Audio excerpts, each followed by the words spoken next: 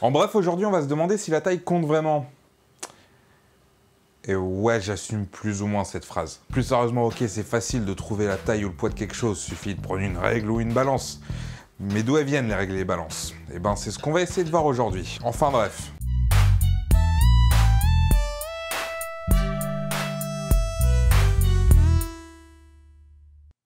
Bon, on sait tous plus ou moins combien fait un mètre.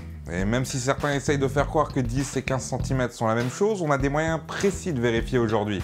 Mais ça n'a pas toujours été le cas. Avant le XVIIIe siècle, en France, c'était un peu la fête du slip. Une unité de mesure pouvait être différente d'une ville à une autre. Enfin, pas super fiable, quoi. Et pour vendre des trucs, c'était encore moins pratique. Bon, déjà, qu'est-ce que ça veut dire mesurer? Et à partir de quand est-ce qu'on a décidé de mesurer des trucs? Mesurer, en gros, c'est le fait d'associer une valeur à une quantité, que ce soit du temps ou de l'argent.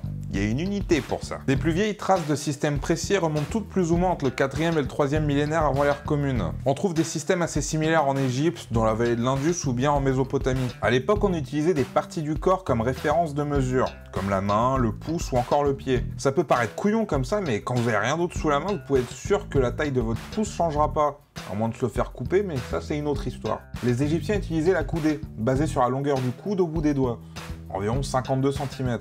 Bon, vu que tout le monde avait un bras différent, ils ont pris comme standard la coudée royale, taillée dans une barre de granit qu'on pouvait utiliser pour faire des genres de règles, et aller mesurer des trucs après. Donc c'est quand même relativement grand comme unité. Pour les trucs plus précis, il y avait le doigt. 28 doigts dans une coudée, mais aussi la paume, qui fait 4 doigts, donc 7 paumes pour une coudée.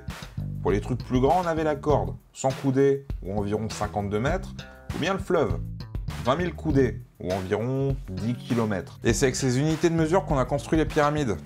Pas d'aide extraterrestre donc. Alors, le truc cool, c'est que ça a aidé à faire des progrès de fou en mathématiques. Vous vous doutez bien que personne s'amuserait à faire des équations à 45 inconnus juste pour le fun. Alors que savoir quelle taille doit faire un bloc pour pas qu'une pyramide vous tombe sur la tronche, c'est quand même plutôt pratique. En Europe, la plupart des systèmes de mesure étaient basés sur le système romain. La colonisation, tout ça. Lui-même, basé sur le système grec. Les Romains utilisaient le pied, environ 30 cm.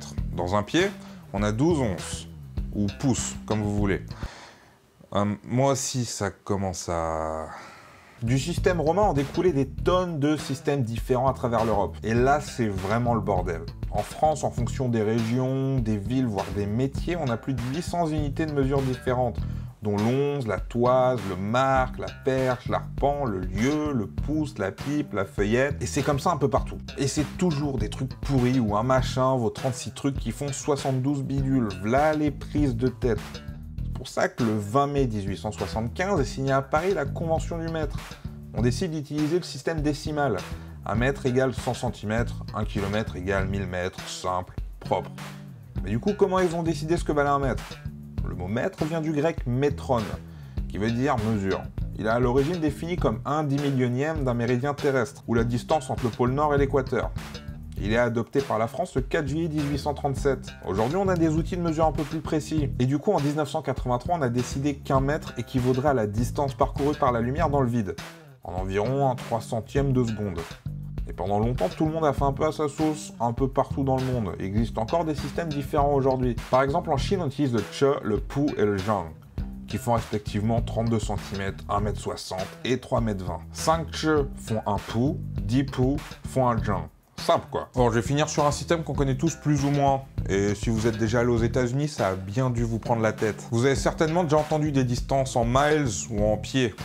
Ça vient du système anglais, qui a des racines communes avec le système français. Le pied anglais est basé sur le pied romain et servait à l'origine à mesurer la taille des champs.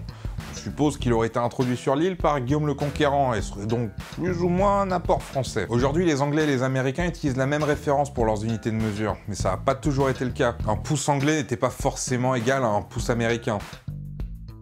Du coup, c'est quoi le délire? En gros, on a un pouce. 12 pouces font un pied. Système romain, tout ça. 3 pieds font un yard. Et 1760 yards font un mile. En gros, si vous n'avez pas grandi avec, bonjour la prise de tête. Et pourtant, les États-Unis et le Royaume-Uni ont officiellement adopté le système métrique. C'est juste que dans la vie de tous les jours, les gens continuent d'utiliser le système impérial. En France aussi, au final, on s'en sert des fois, pour les écrans.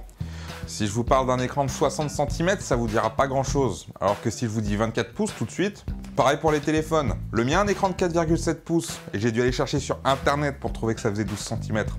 Comme quoi, hein. Bon allez, c'est tout pour aujourd'hui. Bon, je prends juste 5 secondes pour vous dire que le 12 avril, je serai à la Japan Party à Nanterre avec les poteaux de la vidéothèque d'Alexandrie.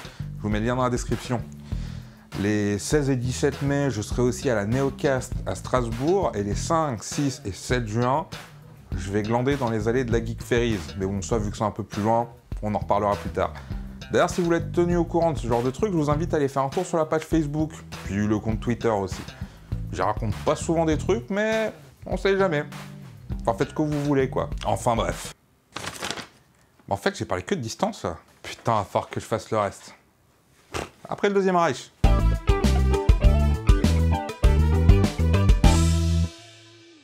Mesurer, en gros, c'est le fait d'associer une valeur à une unité, que ce soit du temps ou de l'argent. Je vais tellement te tuer, toi. Je vais tuer ce chat. Oui, toi, là. Ce chat est relou.